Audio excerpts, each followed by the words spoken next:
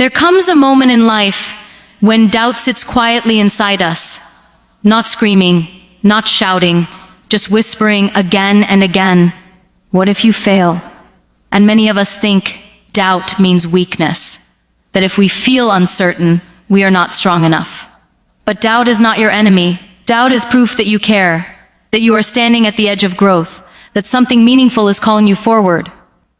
Education teaches us that growth never begins with confidence. It begins with curiosity, with questions, with uncertainty. Every student who ever learned something new started by not knowing. Every strong person you admire once stood exactly where you are standing now, confused, afraid, unsure. The difference is not that they never doubted. The difference is that they did not let doubt decide their future. Failure is another word we misunderstand. We treat it like a full stop, like the end of the sentence. But in reality, failure is a comma. It pauses you, teaches you, and then allows the story to continue. In learning, mistakes are not shameful, they are essential. You don't learn to walk without falling. You don't learn to think without questioning. And you don't learn to succeed without first understanding what didn't work.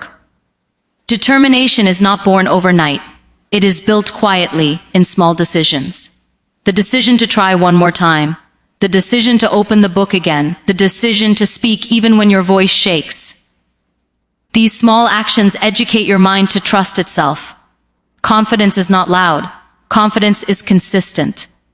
Pain, too, has lessons. Life does not give pain to break us. It gives pain to teach us depth. When you learn from pain instead of running from it, it becomes wisdom. Education is not only about degrees and classrooms. It is about understanding yourself, your emotions, your limits, and your strength. When you learn who you are, no circumstance can take that knowledge away from you. Emotional strength is a form of education many people ignore. Learning to respect yourself, to set boundaries, to speak kindly to yourself. These are life skills. When you stop being your own enemy, the world already feels lighter. You don't need permission to believe in yourself. You don't need validation to move forward. You need self-respect and patience. And finally, determination is a choice not once, but every day. Some days you will feel powerful. Some days you will feel tired. Determination is choosing to continue on both days. It is choosing hope when doubt appears. It is choosing effort over excuses. It is choosing to say, I may not be there yet, but I am learning, I am growing, and I am moving. Doubt walks into your life quietly, almost politely, and that is why it becomes so powerful. It doesn't shout at you or push you to the ground. It sits beside you and asks gentle questions that slowly shake your belief. Am I good enough? What if I fail? What if I disappoint everyone? And you start thinking something is wrong with you for feeling this way. But listen carefully, doubt is not a sign of weakness. It is a sign that you are standing at the edge of something meaningful. If you didn't care, you wouldn't doubt.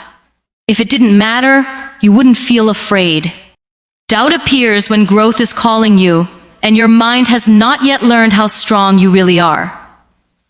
Education teaches us that before understanding comes confusion. Before clarity comes questioning. A child does not feel ashamed for not knowing how to read. They learn letter by letter, sound by sound. Yet as adults, we punish ourselves for not knowing everything immediately. Doubt is simply your mind saying, I am in a new place, I am learning, I am stretching. Instead of fighting it, sit with it, listen to it, and ask what it is trying to teach you. Doubt teaches humility. It reminds you that you are human, that perfection is an illusion, and that learning is a process. When you accept doubt as a teacher, you stop running from it and start using it. You ask better questions. You prepare more deeply. You grow wiser. Doubt sharpens your awareness and keeps you grounded. Without doubt, there is arrogance, and arrogance stops learning. But here's the danger. When you let doubt become your decision maker, doubt should be a visitor, not a ruler. It can sit in the room, but it should never sit on the throne. You acknowledge it, you respect it, but you do not obey it. You move forward even when your hands shake, even when your voice trembles, even when your heart feels unsure. Every time you act despite doubt, You educate your nervous system that fear does not mean stop. Fear means proceed with care. Doubt becomes smaller not because it disappears, but because your courage grows larger. Confidence is not the absence of doubt. It is the ability to move with it. Some of the most educated minds in history doubted themselves deeply. They questioned their ideas, their worth, their direction. That questioning led to discovery, innovation, and wisdom. Doubt pushed them to think, to refine, to improve. When you reject doubt, you reject growth. When you understand doubt, you transform it into direction. So when doubt shows up in your life, do not silence it with shame. Do not fight it with anger. Sit with it and say, I see you, I hear you, and I am still moving forward. Let doubt sharpen you, not stop you. Let it make you thoughtful, not fearful. Let it teach you patience, preparation, and self-awareness. Because the moment you stop doubting is not the moment you become strong, it is the moment you stop learning. Failure is one of the most misunderstood words in education and in life. We treat it like a label instead of a lesson, like a verdict instead of information. The moment something doesn't work out, we say, I failed. And suddenly we believe that failure defines who we are. But failure is not your identity, it is data. It is feedback from life saying, this way did not work, try another way. When you begin to understand this, failure stops feeling like humiliation and starts feeling like instruction. Every meaningful learning process is built on mistakes. You cannot master a subject, a skill, or even yourself without failing along the way. In classrooms, the purpose of tests is not to shame students but to show them where understanding is missing. Life works the same way. When something collapses, when a plan breaks, when an effort falls short, it is pointing to a gap that needs attention, not a person who needs punishment. The real damage happens when you attach emotion instead of education to failure. You don't just say this didn't work, you say, I am not good enough. You don't just say I need to improve, you say I should quit. This is where growth stops. Failure is not asking you to disappear, it is asking you to adjust. It is asking you to learn what was missing, what was rushed, what was ignored, what needs strengthening. Think about how you learned anything valuable in your life. You tried, you struggled, you made mistakes, you felt embarrassed, and then you tried again with more awareness. That cycle is education in its purest form.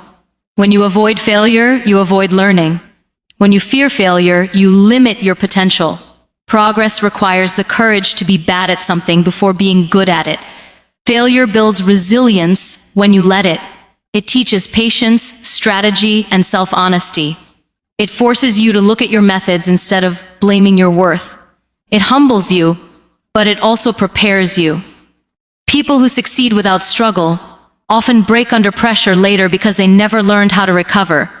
Failure teaches recovery. It teaches you how to stand back up without losing yourself. The problem is not failure itself. The problem is quitting too early. One attempt does not define your capacity. One setback does not cancel your ability. Education is repetition with reflection. You don't repeat the same mistake blindly. You reflect, refine, and return stronger. That is how skill is built. That is how confidence is earned. When you start treating failure as feedback, your mindset changes. Instead of asking, why am I like this? You ask, what can I learn from this? Instead of hiding, you become curious. Instead of shrinking, you expand. Feedback is not always comfortable, but it is always useful if you are willing to listen. So the next time you fail, do not collapse into shame. Pause and observe. Study what happened like a student studies a lesson. Take responsibility without self-destruction. Improve without self-hatred. Growth does not come from never falling. It comes from learning how to fall, learn, and rise with greater understanding and strength. Self-belief is not something you wake up with one day like magic. It is not a gift given to a lucky few. It is built slowly, quietly, through actions so small that most people ignore them. Many wait to feel confident before they start, but confidence is a result, not a requirement. You do not believe because you are ready. You believe because you begin, even when you feel unprepared. Every small action you take sends a message to your mind. When you keep a promise to yourself, even a simple one, your mind starts to trust you. When you say, "I will study for 10 minutes," and you actually do it, something powerful happens inside you. You prove to yourself that your words matter.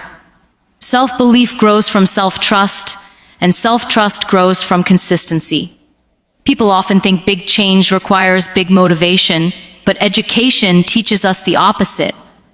Learning happens through repetition, through daily effort, through showing up again and again. When you take small steps, you reduce fear. The mind does not panic when the task feels manageable. One page, one problem, one decision.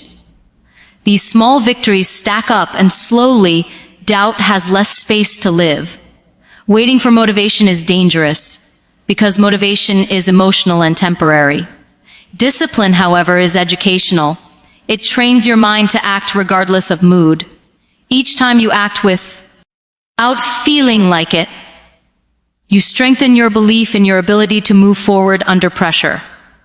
That is real confidence, the kind that doesn't disappear when things get hard.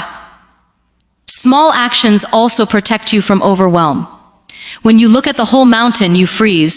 When you focus on the next step, you move. Progress is not loud. It is quiet and steady. And over time, those quiet steps take you places you once thought were impossible. Self-belief also grows when you stop comparing your beginning to someone else's middle. Everyone's learning curve is different. When you focus on your own progress, no matter how slow it feels, you reclaim your power. Improvement is personal. Education is personal. Growth is not a race. Every day you have a choice. You can either reinforce doubt by avoiding action, or you can weaken it by doing something small but meaningful. The mind learns through evidence, not words. Telling yourself you can do it means nothing if your actions say otherwise. But when your actions align with your intentions, belief follows naturally. Even on days when you feel tired, confused, or discouraged, one small step is enough to keep the connection with yourself alive. You don't need to do everything. You just need to do something. Consistency does not mean perfection. It means commitment. Over time, these small actions change your identity. You stop seeing yourself as someone who tries and quits. You start seeing yourself as someone who shows up. And that shift is powerful, because when you believe in your ability to show up, you believe in your ability to learn, adapt, and succeed. Self-belief is built in the ordinary moments, in the decisions no one applauds, in the effort no one sees. And one day, you look back and realize the confidence you were waiting for was being built quietly by your own hands all along. Pain is something we all try to escape, but pain is also one of life's most honest teachers. It arrives without asking permission, and stays longer than we want, and in that space it reveals parts of us we never knew existed. Most people ask why this happened to me, but education begins when you ask what this is trying to teach me. Pain does not come to destroy you. It comes to deepen you, to shape you, to prepare you for a version of yourself that could not exist without struggle. When you run from pain, it follows you. When you deny it, it controls you. But when you face it with awareness, it transforms. Pain forces reflection. It slows you down when life was moving too fast. It strips away illusions and shows you what truly matters. Through pain, you learn empathy, patience, and emotional intelligence, lessons no textbook can teach. Purpose is not something you find in comfort. Purpose is born when pain meets meaning. When you ask, how can this experience help me grow, help others, or change my direction? Pain becomes fuel instead of weight. Your suffering gains a voice, and that voice can educate, inspire, and heal. Pain also teaches boundaries. It shows you what you will no longer accept, what drains you, and what strengthens you. Many people discover self-respect only after pain forces them to choose themselves. That lesson is powerful. It changes how you show up in the world. You stop settling. You stop shrinking. You stop apologizing for existing. There is also courage hidden inside pain. Surviving what you thought it would break you rewires your understanding of strength. You realize that resilience is not about never falling. It is about rising with wisdom. Each scar becomes evidence that you endured, learned, and evolved. But turning pain into purpose requires honesty. You must allow yourself to feel it without becoming it. Pain is an experience, not your identity. When you separate who you are from what happened to you, healing begins. You learn to extract lessons instead of carrying wounds. Education through pain teaches compassion for others. When you understand your own struggle, you stop judging other people's journeys.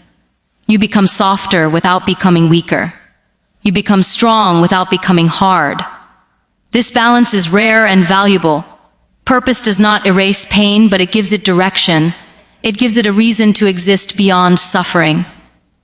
When you use your experiences to guide your actions, to help others avoid the same mistakes, or to show that survival is possible, pain becomes meaningful. Life will not always be fair, and pain will not always make sense. But growth does not require fairness, it requires awareness. When you choose to learn instead of collapse, to rise instead of resent, to transform instead of withdraw, you take control of your story. Your pain is not a punishment, it is raw material. And what you build from it depends on your willingness to learn, to reflect, and to move forward with purpose instead of bitterness. Emotional strength is not about being hard or unbreakable, it is about being aware and honest with yourself. Many people confuse strength with silence, with swallowing pain, with pretending nothing affects them. But true emotional education teaches you that awareness is power. When you understand what you feel and why you feel it, emotions stop controlling you and start informing you. Self-respect begins the moment you stop abandoning yourself to please others. Every time you say yes when your heart is screaming no, you weaken your inner foundation. Emotional strength is learning to listen to that quiet inner voice and honoring it even when it feels uncomfortable. Respecting yourself teaches others how to treat you, not through words, but through boundaries. One of the most important lessons in emotional education is learning how to speak to yourself. The voice inside your head shapes your reality. If you constantly insult yourself, doubt yourself, and blame yourself, you are educating your mind to believe you are not enough. Emotional strength grows when you replace self-criticism with self-correction. You don't attack yourself for mistakes, you guide yourself through them. Being emotionally strong does not mean you don't feel hurt, it means you don't let hurt define your worth. You allow emotions to pass through you without letting them settle permanently. You feel sadness without becoming hopeless. You feel anger without becoming cruel. This balance is learned, not automatic. Self-respect also means knowing when to walk away. Not every battle deserves your energy. Not every explanation deserves your breath. Emotional maturity teaches you that peace is more valuable than proving a point. Walking away is not weakness, it is wisdom. Many people stay in situations that drain them because they fear loneliness or judgment. Emotional education teaches you that being alone with self-respect is healthier than being surrounded by disrespect. When you choose yourself, you are not being selfish, you are being responsible for your mental and emotional well-being. Emotional strength requires discipline. It is choosing not to react impulsively. It is pausing before responding. It is asking yourself, will this reaction help me grow, or will it pull me backward? Each pause strengthens your control over your emotions. Respecting yourself also means forgiving yourself. You cannot grow while dragging guilt behind you. Emotional education teaches you to take responsibility without self-punishment. You learn from your past without living in it. Forgiveness is not forgetting, it is releasing the burden so learning can continue. As you build emotional strength, you stop seeking validation from people who cannot give it. You become rooted within yourself. Compliments no longer inflate you, and criticism no longer destroys you. You listen, you evaluate, and you decide what serves your growth. Emotional strength and self-respect change the way you move through the world. You speak with clarity. You act with intention. You protect your energy. You honor your values. And slowly, quietly, You become someone who cannot be easily shaken because your foundation is built on understanding, self-awareness, and respect for who you are becoming. Determination is not a feeling you wait for. It is a decision you make when feelings are unstable. Many people believe they must feel strong to act strong, but life teaches the opposite. You act strong first, and strength follows. Determination is choosing to continue even when motivation disappears, even when results are slow, even when nobody is watching. Every day gives you a choice. You either let circumstances decide your effort, or you decide it yourself. Determination is taking ownership of your direction. It is waking up and saying, I will do what needs to be done regardless of how I feel today. This is not about force. It is about commitment. Some days you will feel inspired, energetic, unstoppable. Other days you will feel heavy, tired, confused. Determination is choosing consistency over comfort. It is showing up on ordinary days, not just exceptional ones. Education happens in repetition, not excitement. Determination also requires patience. Growth is slow, and impatience makes people quit early. You must understand that effort compounds quietly. What you do today may not show results tomorrow, but it is building something inside you. Trusting the process is part of determination. You will face resistance, not just from the world, but from yourself. The mind will offer excuses, delays, and distractions. Determination is recognizing these voices without obeying them. You don't argue with excuses, you move past them. Choosing determination every day means accepting discomfort as part of progress. Learning, growth, and change are uncomfortable by nature. When you stop avoiding discomfort, you stop being controlled by it. Discipline becomes freedom. Determination is also flexible. It does not mean stubbornly repeating the same mistake. It means adjusting your approach while staying committed to your goal. You change methods, not direction. You evolve without quitting. Some days determination will look powerful, some days it will look quiet. On hard days, determination might simply be not giving up. It might be resting instead of quitting. It might be starting again instead of stopping forever. You must stop waiting for perfect conditions. Life will never fully align. There will always be something missing, something wrong, something uncertain. Determination is acting anyway. It is choosing progress over excuses.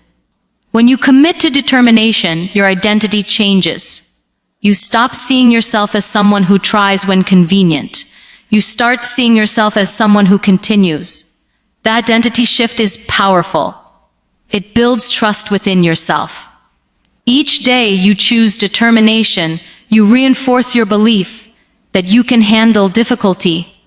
You become resilient not because life becomes easier, but because you become stronger through repetition and resolve. Determination does not promise an easy journey, it promises a meaningful one. It teaches you self-respect, patience, and inner stability. And when you look back, you realize that the days you wanted to quit but didn't were the days that shaped you the most.